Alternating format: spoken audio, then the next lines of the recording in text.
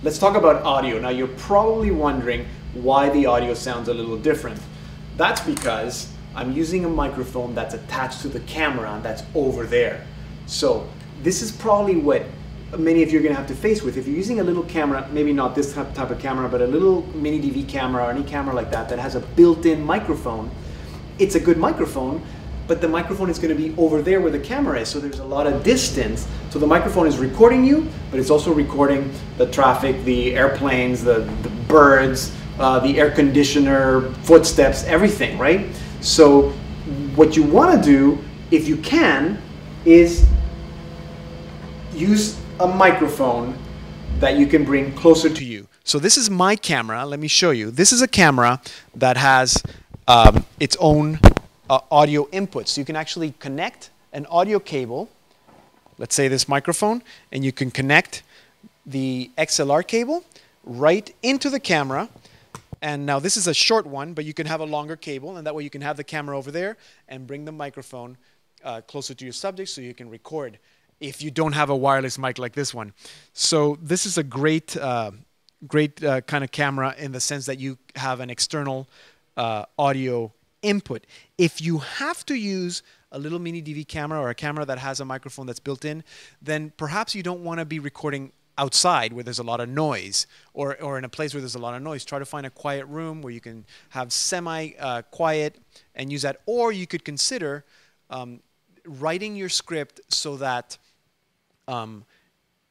it's all narrated as a voiceover. So you record all your videos separate, and then you go into a quiet room and with the same camera record your narration as a voiceover, and you put it together all in while you're editing in post.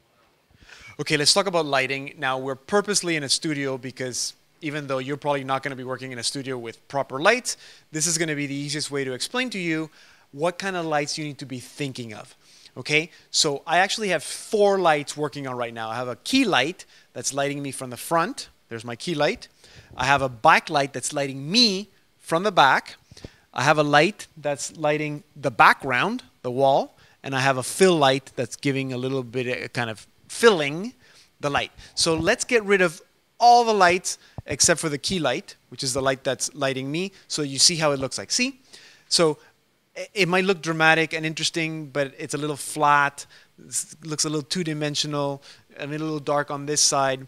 So that's only using the key light. That's only if you light it in the front. You see this on YouTube a lot. People just put in a light bulb and light, you know, and that's it.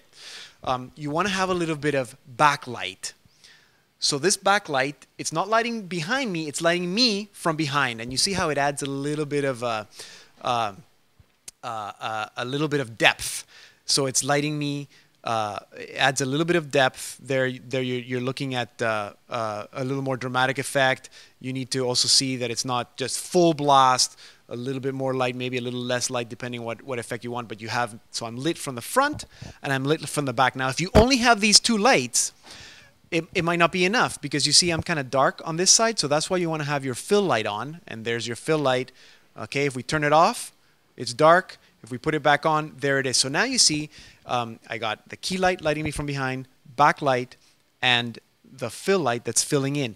And last, you want to also, depending on what you have in the background, light what's in the background. So now, just to show you so you can see, if we get rid of, let's say, all the lights, get rid of the backlights, that's what it looks like with just the key light. If we only have the fill light, and we get rid of the key light, that's a bit of a different effect. It's maybe a little too dark. If I only lit from behind, so now I'm completely in the dark, but let's see what happens if I just have backlight. So this is my backlight. Yeah, I'm completely in the dark. And you see this on YouTube a lot too. You have people, you know, the background is lit nicely, but you can't see the person that's speaking. So you got to make sure that you got some light behind, light your background. You got some fill light to make sure that there aren't any shadows, and some key light lighting in the front, which is why your best bet is to film outside, because when you're out in the sunlight, if it's not too bright, like a nice overcast day, that's probably your best bet, because the sun is actually giving you light in the front and the back and everything's lit. Maybe you use a white cardboard or a white sheet to bounce the sunlight off into the front so you get some direct light in the front. So don't forget your key light, backlight, a fill light, and then a background light lighting your background.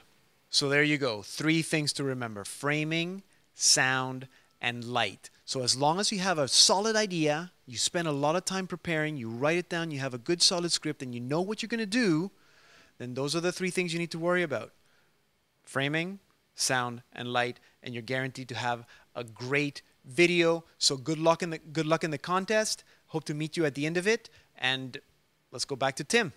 Thanks, Pedro. So the deadline for the PSA contest is March the 12th, 2010 at 5 p.m.